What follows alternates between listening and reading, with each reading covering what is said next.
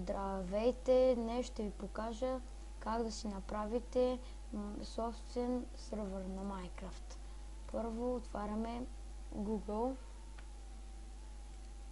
и пишете minecraft.net. Опа, обърках. minecraft.net и ви излиза ето е това прозорче, като на него.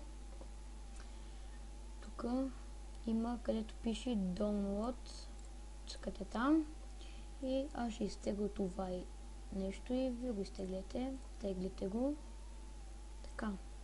Изчакайте само да се зареди 9 секунди, 6, 4 и 2, 1 и малко е готово. Така. Изкараме го на работния плод. Правим папка и кръщаме Minecraft. Опа.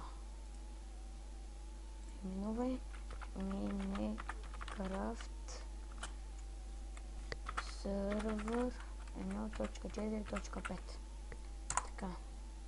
Вкараме вътре. Вкараме вътре и го отваряме. Така. Изчакаме да зареди 5%, 12%, ето къде ги вижда 19, 24, изчакаме да стане до 100.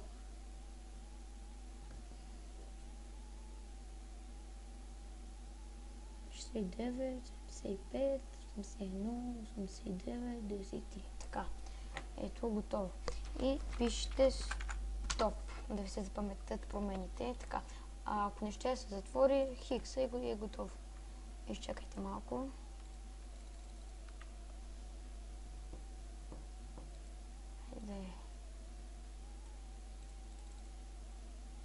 Сега ще се затвори и ще ви кажа други настройките. Така.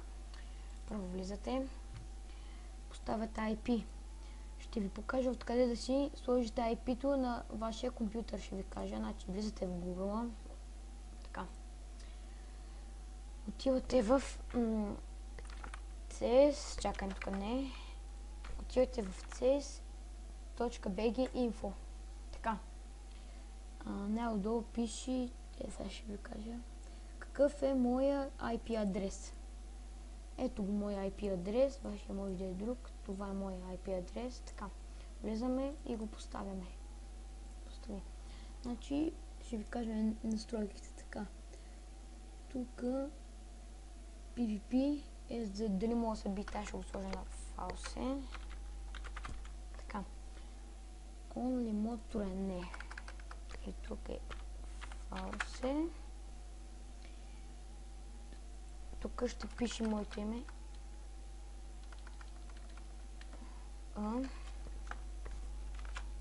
Приватен сервер. Опа. Сервер. Опа. Давидов. Така, аз така се пиша. Така, запиши. Отваряме сервера.